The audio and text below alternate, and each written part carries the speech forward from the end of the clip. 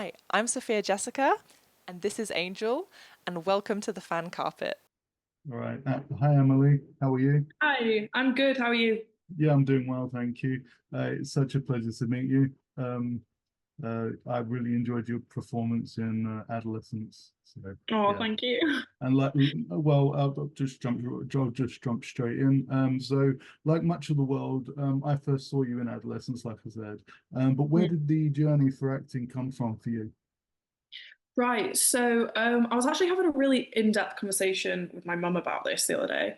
So I have kind of always had, kind of growing up, I've always had like just a need for some kind of creative outlet. I wasn't actually always saying that I wanted to be an actor. Like I used to say when I was little that I wanted to be like an artist, like a painter. But I always had some kind of creative outlet going because that's kind of the environment that I thrived in. Hmm. Um, and then when I think I was 9, my mum put me in like this improv drama class. And then I think that's when it like clicked that it was like, this was like the creative outlet, like this is what I wanted to do. So since then, it's just been, like loads of drama classes, things like that. Um, Academically, I was never that great. So then being able to have something kind of a community and an environment that I thrived in so much was really kind of it was really good for me. And it's just kind of something that's always been there. Like when because I moved around a lot as a kid, things like that. So when kind of things around me were changing, it was like the thing that I had. And then, yeah, when I was 14, I think, I joined a local agency near me called Articulate, who are brilliant. And then when I was 17, I got the audition for Adolescence and then just just went from there. Yeah. Yeah, awesome. Yeah. And I mean, someone like Stephen Graham, what he's able to achieve is not that's kind of the perfect thing you want for your first outlet. I mean, for your Yeah, first outing, because I mean, it's intimidating at first, but like the guy's incredible what he's able to do. definitely. Yeah, definitely. It was an insane first job and Mm, they were so passionate and patient and just like working with all the kids on set. They were incredible. awesome. He is. I've had the pleasure of meeting him a couple of times. Mm, He's a great. great dude. I Yeah. remember we met him up in Scotland for the Glasgow Film Festival in 1 year. Oh, nice. So yeah, we get around. Yeah. So so you've already made some bold choices in your career. What do you look for in a project before deciding to put your name to it? Just I think that I can actually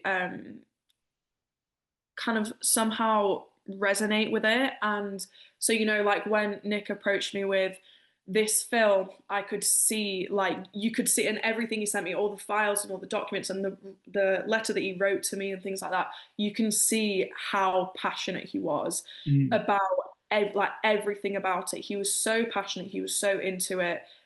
He was so um, he was so set on kind of giving a voice and like visuals to kind of the lesser known um, kind of issues that people aren't really aware that so many people face. I think it's something like 70,000 plus people just in the UK with like young onset dementia. That's like insane, but you don't see that many people talking about it. mm, And so his passion for it was incredible and his attention to detail was insane. And then I could also see myself in it. It didn't seem like something I had to it didn't seem like a role that I could potentially like flesh out. Like he wrote it with hopes of getting me on board. So when I was reading kind of like the character description of Lana and everything, I was like, this is crazy. Like this is literally me. Like I have to say, yes, this is so cool. Like it's literally me, like the description, everything is me. And then same kind of thing with, adolescence after, I mean, obviously I auditioned for it, I recalled for it, did the chemistry reads, whatever. But then meeting kind of Phil Barantini and I met Christine Marco for the chemistry read, and just kind of all the kind of visionaries and creatives behind it. I love when you can see how much passion someone has for something and for a story to be told. And that's something that is really intriguing for me. Yeah, Yeah. absolutely. How long did it take him to tell you that you wrote the film, wrote this character with you in mind? He actually, it was kind of like a straight away thing. He basically sent me an initial email like over the summer, and it was this whole letter, and then there was like mood boards, like mind maps, things like that, kind of character descriptions, like pages of it. And then in his letter, he basically said, I've written this like, in hopes that like I'd really love to get you on board with this. This is my vision, this is what I'm thinking. Like just let me know what you think. Look through all the files that I've sent you. And there was like kind of a collage of like photos of me, and it was saying like Amelie Pease is like my ideal choice for the part of Lana. And basically he was just like praising my name and my performance in Adolescence, and I was so flattered. I was like, there's no way I can say no to this. Like this is a no-brainer. Yeah, So yeah, he was really upfront about it. awesome. Yeah, he told. Yeah, I spoke to him last week. He told me about it as well. So yeah, and he was right because you're incredible. Oh, So thank you. you won. So well, that brings me nicely to it. So there's a real emotional weight to Little Rock. How conscious were you of that while playing the young carer and carrying so much of the story? Yeah. So it was really something that you have to approach with so much like sensitivity Mm, and care, because it is such a, there's nothing like, even though the story itself is fiction, there's nothing fictional about the situation. It's something very real that so many people go through, and it's just simply not funded enough, it's not talked about enough. And I kind of went into it with some experience already, because when I was younger, me and my mum actually volunteered at a care home local to where I lived, and a lot of the people that lived there were suffering with dementia, and they were all on different spectrums of it. Some of it was worse, some of it was pretty minor, but just to kind of see how it affected like the day-to-day lives of the friends and family that were coming to see everyone, it could be quite heartbreaking sometimes. And I knew that that was something I had to really tread carefully on. Like it's not something you can approach like, I didn't go into it thinking that this is like a completely fictional story. I went into it thinking this is real life and this actually happens. So it's something that you have to treat with so much care. And I think everyone on set had that same mindset. Everyone knew it was something that we had to treat really, really carefully. Um, so yeah, it was very kind of the collaborative kind of mindset of this is like a real issue and this is something we have to share was really, yeah, it was really good.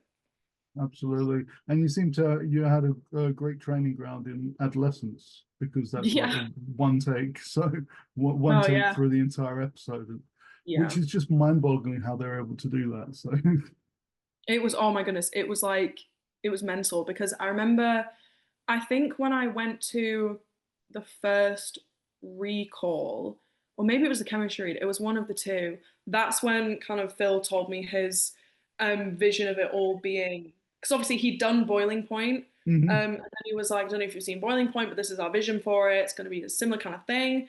And at first I was like, whoa, like that's really, I was like, wow, that's really ambitious. But then also at the same time, I ended up kind of like preferring it, because I've always obviously doing like drama and stuff growing up. There's been a lot of plays, a lot of musicals, and in that kind of situation, it's like if you mess up with something, you just have to keep going. Mm, And that was something that I, thank God, was able to do quite well. yeah, awesome.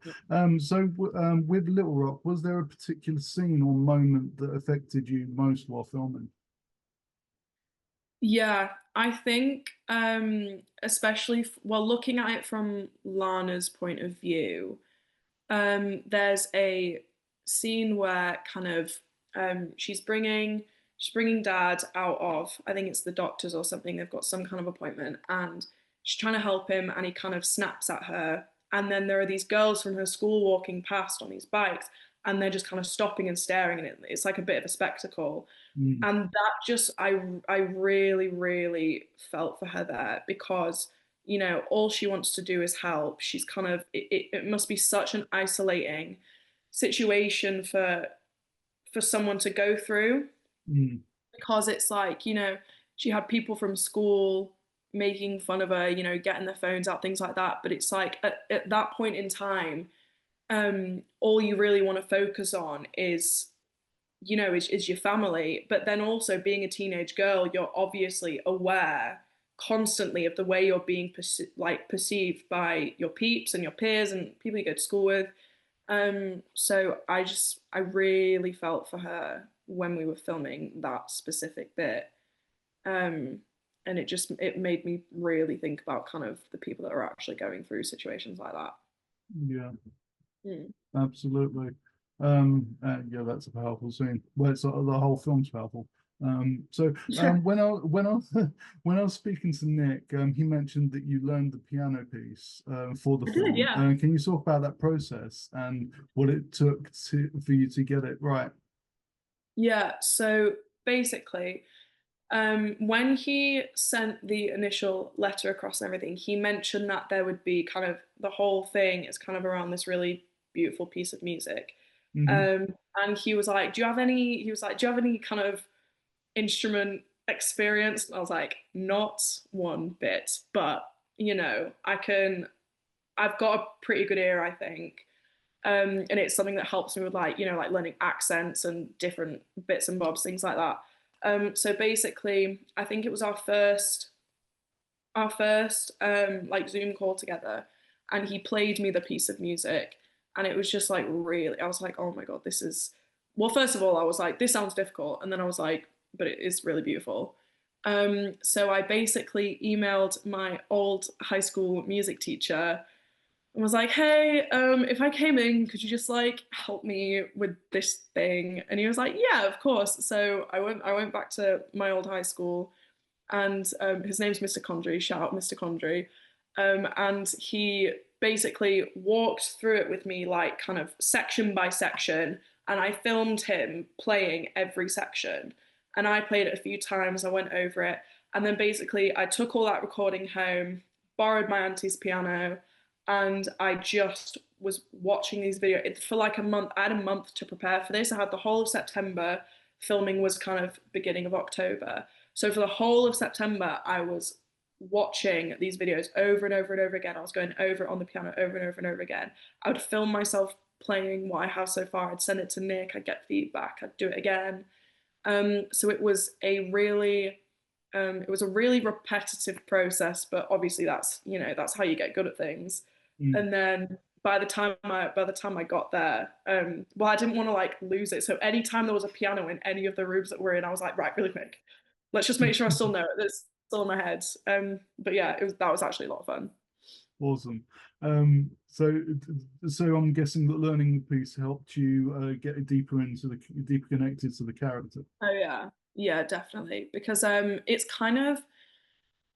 it's something I don't even really know how to explain it, but it's just something that she has kind of so much connection to Mm. throughout the whole, because there are obviously scenes where it's like it's just her and her piano, and like even when she's in like the kitchen alone by herself, it's just her and the piano, and this piano is like how she's trying to speak to her dad, like get through to her dad.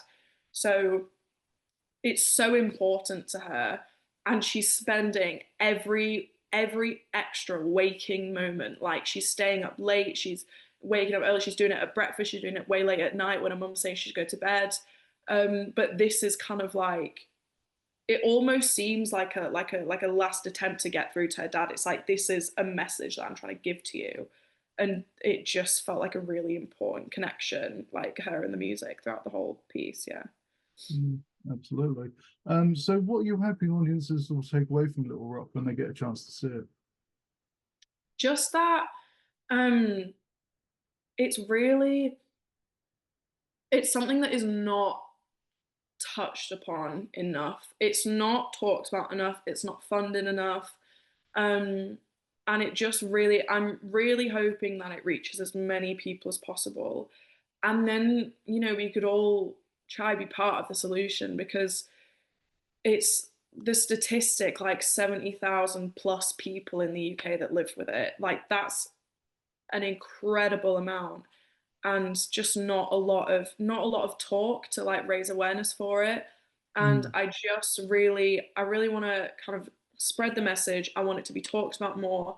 And then I also want people to see it who, if they're going through anything similar, because I know especially for Lana, it was such an isolating position to be in. Um, and until up until like the end of the film, she's thinking, "Oh my God, like there's no one that's listening to me. There's no one that's making sure I'm okay." Things like that. And I just really would love it if people could know that no matter how, unique or isolating a situation feels, like there is always, always, always people that can help you. And we just all need to explore that. We all need to be kinder to each other. We all need to be more empathetic towards people's situations. You don't know what's going on at home. Mm. Yeah, it's just more empathy and awareness, I think. No, absolutely. Which dovetails nice to the next question. Obviously this is working with a charity. What can you tell us about the charity for this project that this project is supporting? Yeah, so basically, um, young people with onset dementia obviously targets that demographic, is people who get it like younger in life, and it is something that is so, um, it's something that's really kind of breaking down families, and it's really affecting the lives of not just the people like that are suffering from it, but the people all around them, like their kids, their friends, their family, everything. And so they really put an emphasis on that. And they raise money. They're brilliant. And I think it's just a really important thing that we all need to be more aware of. And it's just something that, simply, at the end of the day, it's a topic that so many people suffer from it, but it's just not talked about enough. And so Mm. that's their goal, is to get, like, money raised, more research, more talk, more awareness. And that's their goal. That's awesome. Mm. That's a worthy cause to be involved in. Yeah, Uh, definitely. I mean, dementia kind of touches everybody in some way, shape, or form throughout Yeah. their life at some point. So, I mean, I know from personal experience that um, it did with my grandparents. So, Cool. yeah. Yeah, I don't have any grandparents left, so unfortunately. So what are you working on next that we should be excited about? So right now, actually, so I'm currently on a gap year, and it's so basically just so many auditions, recalls. I go to London quite a lot. It's basically just kind of, it's quite repetitive, but I really enjoy it. So as of currently, I'm not filming anything. Okay. However, there's lots and lots of, it's just over and over again. You need to stick at it, and it's really enjoyable. So I don't even mind. Yeah. Mm. So so when it comes to juggling that sort of thing, do you have quite a supportive like school? Because obviously they have to sign off on you missing like large chunks of the Well, curriculum. I'm 19. So last summer I actually finished high school. Okay. Um, but whilst I was there, obviously, because Adolescence was my first job, so that's kind of the only thing they really needed to get involved in. But they were great about that. And then now it's just like the freedom is it's so nice, because obviously some things can be really last minute. Like, sometimes Jack, my agent, will call me and will be like, can you be in London in like 2 days or tomorrow? Or can you join this call? Or can you do this? Like, this is due tomorrow morning. And it's just, there's no one that I need to like go and email frantically being like, can I have this time off, please? It's just, I can just do it, and it's great. And I'm having a really good year. Yeah. Awesome. Well, let's hope it continues because you're incredible. Yeah. So just you. finally, where can we find you online to keep up with everything you're doing, and obviously the charity and the film? So probably the best place for myself and the charity is probably Instagram. That's where kind of that's where they're the most vocal. That's probably where I'm the most vocal about kind of different projects and things like that. So I would say Instagram. I think there are obviously other platforms like, TikTok, but Instagram is probably the best to catch up and things like that for myself and for the charity. Or is it just your name for them, for Yes. you? And For them, I think it's just young people with dementia, young people with onset dementia. And then for me, yeah, it's just my name. Cool. Excellent. Right. Well, Yeah. congratulations with the film. And yeah, I know, and all of it, because it's being released next week on the 15th. Yeah. So yeah, awesome. And thank you for taking the time to speak to me today. Thank you for having me. It was awesome. Thank you. Take care. Thank you for watching The Fan Carpet. Please follow us on Facebook, X, and Instagram for more content. Bye for now.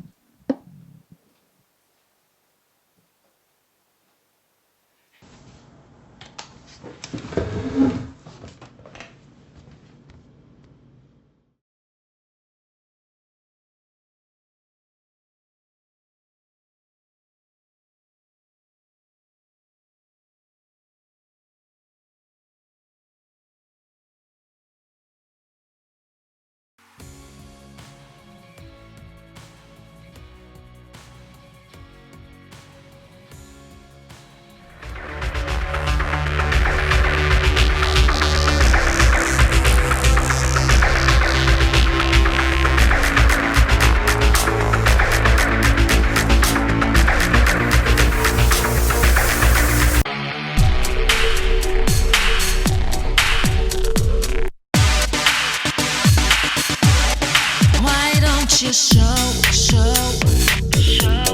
what you can do.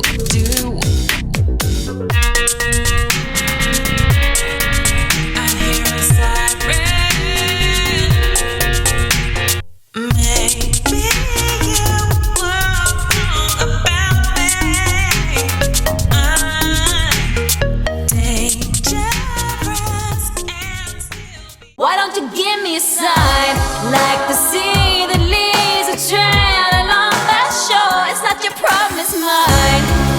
Everybody thinks that I'm okay. Sometimes I think I am too. I'm on the outside looking in. I'm waiting for the shockwaves to begin. Oh, won't you let me hold you for one time? Just a rainy day in a London cafe. A London cafe. So give me one last serenade. Say to me, or swear at me till the night turns into day. And it was a shame when daylight faded, because we didn't notice at all.